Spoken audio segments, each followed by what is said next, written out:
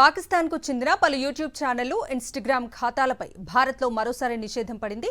పెహల్గాం ఉగ్రదాడి తర్వాత ఈ అకౌంట్లను నిలిపివేయగా బుధవారం ఆ ఆంక్షలను కేంద్రం ఎత్తేసింది. దీంతో యూట్యూబ్, ఇన్స్టాలో పలువురు పాక్ సెలబ్రిటీల పోస్టులు ప్రత్యక్షమయ్యాయి. దీనిపై నెట్టింట తీవ్ర ఆగ్రహం వ్యక్తమైంది. వారిపై నిషేధాన్ని కొనసాగించాలని డిమాండ్స్ వ్యక్తమయ్యాయి. దీంతో పాక్ సెలబ్రిటీల ఖాతాలను భారత్లో మళ్లీ బ్లాక్ చేశారు. కేంద్రం విజ్ఞప్తి మేరకు వీరి ఖాతాలను ఉదయం నుంచి నిలిపివేసినట్లు సమాచారం.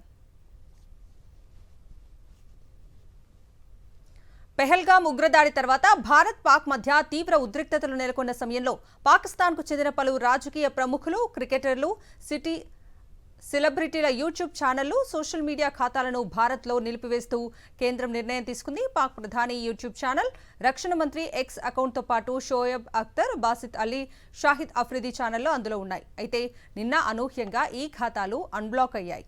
దీంతో సోషల్ మీడియాలో పెద్ద ఎత్తున విమర్శలు వినిపించాయి. కేంద్ర చర్యలపై పలువురు అసంతృప్తి వ్యక్తం చేశారు. ఈ క్రమంలోనే కేంద్ర హోంశాఖ అధికారులు దిద్దుబాటు చర్యలు చేపట్టినట్లు తెలుస్తోంది.